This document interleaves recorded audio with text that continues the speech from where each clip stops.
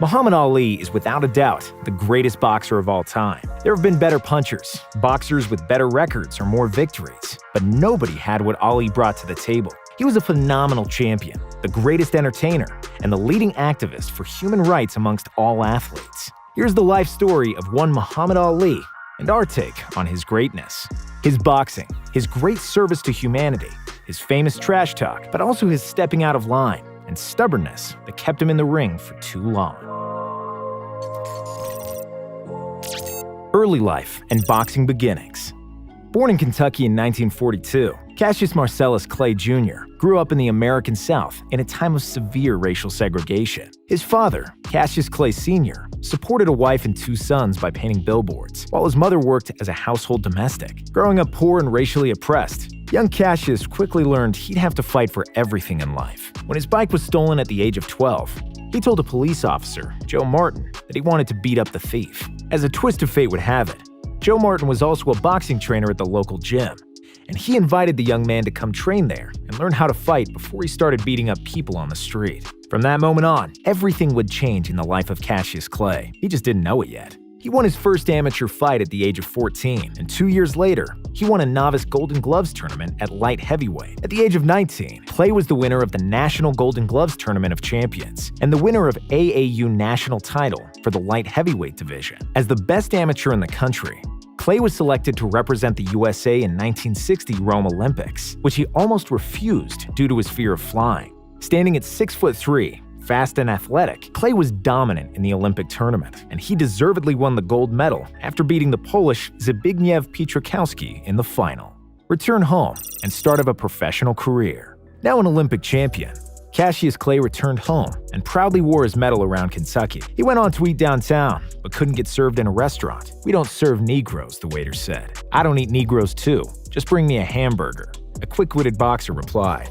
Disgusted and disappointed, he thought something was deeply wrong in the country, where his dad fought in wars, and he won the Olympic gold, but still wasn't treated as equal. Cassius turned pro after 105 amateur fights, winning exactly 100 of them. He signed a deal with Louisville Sponsoring Group, and his first contract was $400 a month, plus 50% of the gate. Clay then made another career-altering move and called the Fifth Street Gym in Miami, where Angelo Dundee was the head coach. He moved to Florida and immediately began training with Dundee, who would be in his corner for all but 2 career fights. Cassius was still a teenager with an unpolished skill set and not all the way physically developed as a heavyweight, weighing less than 190 pounds. Still, his speed proved to be too much for all his opponents, and he fought more like a middleweight than a proper heavyweight. But neither his agility nor an Olympic gold medal was his most prominent feature. Clay got known for his trash talk, which he picked up from the professional wrestler Gorgeous George Wagner, whom he met in 1961 at the beginning of his boxing career. Clay realized that trash talking made a difference in the number of sold tickets, and because it aligned with his confident and humorous nature, Cassius adopted the tactic and soon began slandering and belittling every opponent. After he knocked out the European heavyweight champion Henry Cooper at the Wembley Stadium in England, there was only one man left to beat, a heavyweight champion of the world, Sonny Liston. Becoming the champ. Sonny Liston was truly a lesson in what the physical advantages mean in boxing. Although only 6 foot and 1 inch tall, he had an incredible 84-inch reach and massive fists. Liston had an amazing jab and could knock out a fighter with either hand. He was also strong as a bull, and with the record of 35-1 coming into the fight with Clay, he was considered an 8-1 favorite. Clay had just started coming into his own as a popular figure, and Liston was his first major target. Sayings like, "If you like to lose your money, be a fool and bet on Sonny," endeared him to many, but his trash talk wasn't universally accepted, and some people viewed him as a disrespectful jokester. Clay's offensive began during Liston's preparations for the match with Floyd Patterson. Clay appeared at his practices, public appearances, and annoyed the hell out of the guy. He called him an ugly bear and pointed out that a champion should be beautiful, like him. His propaganda was amusing as it was something never seen before, but many thought his antics were just an empty threat and figured Clay would only last a couple of rounds, just like all the others. However, trash talking worked like a charm, and when the bell finally sounded off and the fight started, Sonny Liston attacked Cassius Clay as if he was trying to decapitate him. Liston missed shot after shot, wasting a lot of energy, and it was something similar to the first round of Stipe Miocic versus Francis Ngannou, if you're a UFC fan. Liston was a big bear who came out to tear limbs with his paws like in The Revenant. But unfortunately for him, he was in the ring with a ballet dancer. Big-bodied Liston didn't have the speed to catch Clay, who hit his opponent with quick combinations with his usual risky style, and somehow managed to avoid anything thrown at him. Cassius Clay was at the height of the first phase of his career, in which he masterfully used his speed and agility. Liston looked more frustrated than ever, and Clay was winning every round. However, things started to turn around when Clay temporarily lost his sight during the fourth round, and even wanted to give up and asked his coach to untie his gloves. Dundee tried to wash Clay's eyes and motivate him, and when the gong marked the start of the fifth round, Dundee had to literally push Clay to the center of the ring. Liston saw that and went for all or nothing. Due to poor diet, alcohol, and lack of training, he had only a few minutes of strength left to bring down the annoying challenger. However, Clay remained standing, and whatever it was in his eyes evaporated during the fifth round, and he returned in the sixth, reborn and ready to win. The 22-year-old challenger dominated Liston in the sixth, after which the champ collapsed in his chair, spat out his mouthguard, and said that he was done. The fight was over, and boxing had a new heavyweight champion. "I'm so bad, I'm so pretty, I shook up the world," Clay shouted into the microphone in what would be his last fight under his birth name. Becoming Ali, celebrity status, and Vietnam protest. 2 days after becoming the heavyweight champ, Clay shocked the boxing world again by announcing that he had accepted the teachings of the Nation of Islam. 2 weeks later, he took the name Muhammad Ali, which was given to him by his spiritual mentor, Elijah Muhammad. Even though he changed the name, nothing changed in the ring. For the next 3 years, Ali completely dominated heavyweight boxing, just like Marciano and Joe Louis did before him. In a rematch against Liston, he triumphed after the phantom knockout in first round, in one of the most controversial fights of all time, since many believed Liston threw the fight. After that, Ali defended his title 8 more times and was never in danger of getting beat. He was in his physical prime and a class above everybody else. He was indeed flying like a butterfly and stinging like a bee, and nobody was able to stop the famous Ali shuffle. Nobody in the ring, at least. In 1967, citing his religious beliefs, Ali refused induction into the U.S. Army at the height of the war in Vietnam. Unlike most athletes, who wouldn't dare speak up against the government, Ali was intelligent and brave enough to fight for his beliefs and not back down. "I don't want to quarrel with no Viet Cong. They haven't done anything to me. They never called me a n***." As he did not want to enlist in the army, the champ was threatened with imprisonment. Standing before a completely white jury, Ali was sentenced to 5 years in prison and a $10,000 fine. Since the appeal was filed immediately and the bail was paid, Ali did not go to prison, but was stripped of his world title and boxing license and would not have an official boxing match for 3.5 years. "They stole the 3 best years of his career. When he was at his peak, he could not box," said his legendary coach, Angelo Dundee, and he was right. However, that injustice only put more wood to the fire and gave Ali another title, that of a people's champ. Returning to boxing and the fight of the century. Ali's case went to the Supreme Court, who ruled it unanimously in his favor, and he was eligible to return to the ring. He defeated Jerry Quarry and Oscar Bonavena in 2 largely uneventful fights, which served as an hors d'oeuvre for the main dish, which was Joe Frazier. Dubbed the fight of the century, it was the first time in history that 2 undefeated heavyweight boxing champions met in the ring. In Ali's absence, Frazier became the most dominant fighter in the world, who destroyed everybody with his quick movement and disastrous left hook. Both fighters were in their prime years. Frazier was 27 and Ali was 29. The marketing for the fight was something never seen before in the world of boxing. Ali was a master marketer, and he positioned himself as the embodiment of black discontent. And for the success of the campaign, the opponent had to become the embodiment of the problem. As Frazier was also black, Ali started calling him Uncle Tom. The derogatory name for racial traitors involved in white oppression pushed Frazier into a vengeful psychosis, from which he did not recover for the next 30 years. Ali's rhyming propaganda united the black community against Frazier, and his family received threats on a daily basis. Joe's kids were bullied at school, and at the height of preparations for the match, Frazier was guarded by the police. Apart from that, Ali was also calling him ugly, a gorilla, and generally tried to make him look bad in any way he could. On March 8, 1971, Muhammad Ali confidently stepped into the sacred Madison Square Garden, and the people's champion came for his stolen gold. Opposite of him stood the seething Joe Frazier, who was finally in the place where he could retaliate Ali's verbal abuse in the best way he knew how, with his fists. Before his suspension, Muhammad Ali was elusively fast and relied more on his athletic ability than on his fighting intelligence. He wasn't by any means slow during his first match with Frazier, but he wasn't dancing like Fred Astaire anymore. Because of his arrogance, Ali refused to adapt to the athleticism loss, which was everything Frazier needed. Slightly slower Ali, combined with Frazier's rage and unwillingness to loosen the pressure, enabled Smokin' Joe to catch Ali too many times. This fight will be remembered by precise hooks, followed by combinations to the body and a tireless act from Frazier, who always kept on coming. Ali later said he was hit more in that fight than in his last 6 fights combined. In round 15, Frazier threw a hook that finally sent Muhammad Ali to the ground and gave him the first serious career knockdown. He was able to get up, but Frazier was a clear winner and had won the fight via unanimous decision. Fire in the belly and regaining the title back.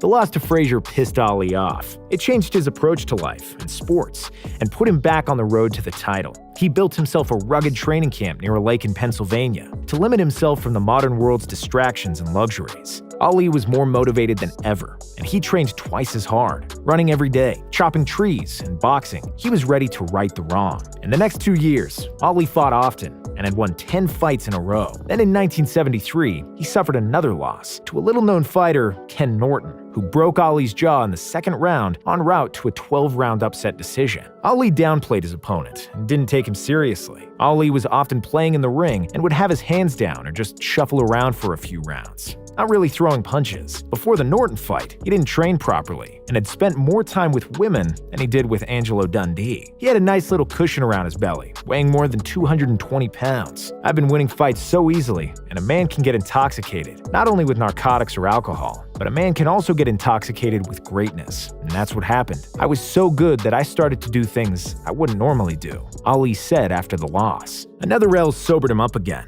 and Ali returned 6 months later with no extra weight, weighing 210 pounds, the same weight he had versus Sonny Liston. The rematch was really close, and the decision was somewhat controversial, but Ali successfully avenged the loss and defeated Norton by a split decision. After that, the time had come to avenge his first loss against Frazier, even though it wasn't for the title, because Joe lost it to George Foreman. In the second fight, again at MSG, Ali was able to secure the decision victory over Frazier in a vastly better performance than the first time they collided. After the win, he finally came to the position he so desperately craved, to fight for the world's heavyweight championship. The Rumble in the Jungle. Coming to the fight with Ali, George Foreman had amassed 40 professional victories in the same number of fights. He had won only 3 by decision, and the vast majority of his fights ended in the first 3 rounds, including dominant victories over Frazier and Norton. They had both beaten Ali, but lasted only 2 rounds with Foreman. Nobody thought Ali would stand much chance against the hardest-hitting man the world had ever seen, who was also 7 years younger than Ali and in his physical prime. Of course, Ali thought differently and trash-talked George in the build-up, creating an enormous interest in the fight. Dictator Mobutu paid $10 million for the match to be held in Kinshasa in October 1974. The fight was originally set in August, but due to Foreman's cut in sparring, it was postponed for 6 weeks, and both fighters stayed in Zaire. Ali was followed by tens of thousands of people at every step. He hugged and kissed children, women, the elderly, went everywhere without security. On the other hand, Foreman mostly frowned and was followed by his German Shepherd, which was a huge mistake. The slave owners in Zaire used such dogs, and this completely turned the local population against George, who shouted, "Ali, Bomaye," which meant, "Ali, kill him." When the fight was approaching, Ali's coaches were genuinely afraid for his life against such a terrifying puncher. The plane was ready to transfer Ali to Madrid if the injuries after the fight would be too severe. However, that would not be necessary, as Ali was able to shock the world again. Instead of dodging the blows and moving around the ring, Ali leaned on the ropes and tried to protect his head and suffered incredibly strong blows to his body. Foreman punched and punched, but Ali kept standing against the ropes. In almost insane ecstasy, he yelled at Foreman in between the punches. Only one man on the planet, amid a life and death struggle, can utter something as ridiculous and daunting as, "Is that all you got, George?" and continue to fight. Foreman started to get incredibly tired, and then Ali shifted from his rope-a-dope defense and began fighting back. The combination of 5 blows to the head, spiced with a right hook, was enough to knock out the big George Foreman and brought all the spectators into delirium. Ali was the champion again. I am honored to be mentioned in the same sentence as him. He is the greatest of all time, and he outwitted me and outboxed me, George said after the match. Until his license was revoked, Ali was known as an elusive fighter. You couldn't push him into a corner. You couldn't shorten the ring against him. He always forced opponents into a counter rhythm and hit them in the head from incredible angles. Upon his return, Ali stunned the world, and even his coaches, with his ability to withstand blows from the baddest hitters on the planet, Foreman and Frazier. Thrilla in Manila. After he won the belt, he defended it 3 times in 1975, after which he squared off against Frazier for the 3rd time. The score was tied between the two, and the hatred was still there. Both men wanted the trilogy. Thrilla in Manila will be remembered for inhumane conditions of 40 degrees Celsius and humidity that knocked out people in the stands. That fight showed what human will and determination could do.